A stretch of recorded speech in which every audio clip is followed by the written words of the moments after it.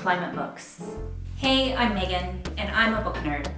In general, I love books, but even more so, I love reading climate books and nature books to inspire my environmentalist journey and how I want to do better by people and the planet. What better way to inspire conversation around nature and the planet by reading books and starting the conversation from the topics that those books bloom and actually bring forth. So in this video, I want to take you through some of my favorite climate books that I've been reading over the last couple months, years, and I want to talk about it. And I hope that you share also your favorite climate books in the comments so we can start a conversation on what's our favorite climate books at the moment. So let's get into it. So I got kind of a lot of books here. Could always have plenty of books. So this one's on the top, so I'll start with it. You might not think that this is a climate book, but I really enjoyed it, and I think it really taps in not only into social prejudice that are in the United States, in the southern United States, but it also taps into how humans treat nature and how a specific human in this book can have a truly transformative connection to their natural world and fight to protect it. So I really enjoyed this book. I'm a bit of a whale freak.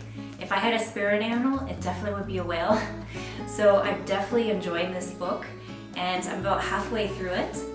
But if you want to explore a specific species that is actually very closely related to humankind, I highly recommend this book to better understand the intelligence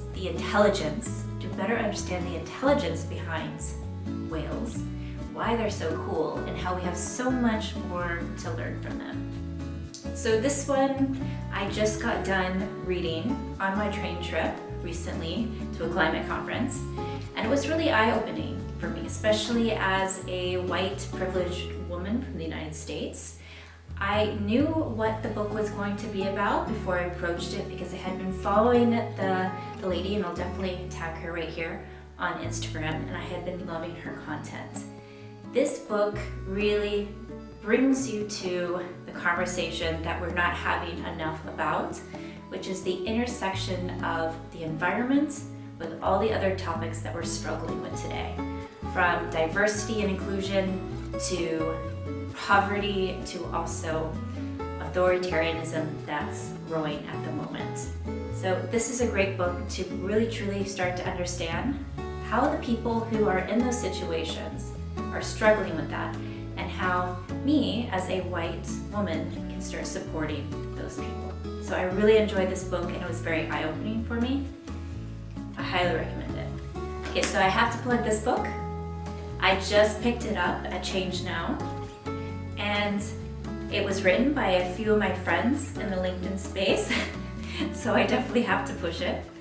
If you are looking for a fresh perspective on climate topics that you maybe have not touched into recently, I highly recommend this one.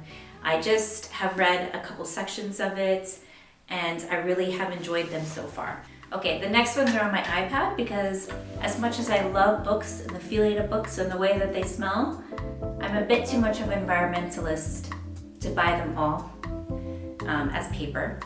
Plus, I don't have enough room in my house for them all. So,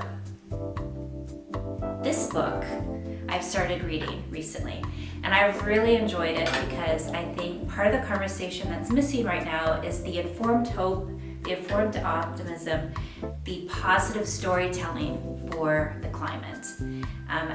And this book really does a great job at presenting the frameworks and the conversation around that. So I just started it, but I think it's very, very positive, and I think it holds a lot of value to kind of push that conversation at the moment. This one is also on my reading list, and I've been reading it currently. Climate denial is still out there. Climate information is still out there. This really helped me dig into, okay, what is the mindset behind climate denial and how we can actually talk to those people more effectively. I think this is a really valuable book, especially if you're a climate communicator. So a book that is not nonfiction, one that is make-believe. I loved this book because it brought a beautiful story to the surface of how humans can connect with creatures. And in this book, it's about this octopus in an aquarium on the Pacific Northwest coast in the United States. And an older woman is going through some challenges in her life, and she connects with this creature and really learns to connect with them on an intimate level, and they help each other through this current chapters in their life. I absolutely loved it because I think it gives a human touch to animals, which is sometimes what we need in order to build more empathy with our natural world. So this one has recently come out within the last 6 months, and I love this lady because I've been following her for quite a while on social media. And again, positivity, informed hope, and informed optimism. That's really where I think we need to move the conversation right now around climate, and I think she does a great job at painting the picture of what if we get it right and what will that world look like. If you are looking for a book that basically gives you the groundwork of climate science in a digestible and easy to read way, maybe you're just starting out on your climate journey and you don't know what all these buzzwords are, I highly recommend this book by Seth. I have followed Seth for quite a long time. He's a great content communicator and a brand communicator in my space. I love his work, and he's just recently stepped into the climate world, and this book is kind of his baby from that process. And I think it was absolutely great for me, as someone who's still learning on this journey, to re-establish the understanding of climate science and how our changes that we're impacting and pushing out into the world, how our impact influences and what that means, and all the terms behind it. So I highly recommend this book. So those are all the books right now. I have a lot more on my list, but I want to stop right there because I want to hear from you and what your favorite climate books, environmentalist books, or even books that are fiction that tap into the natural world. I would love to hear what yours are. So please leave them in the comments. Until next time, I hope you have a good one.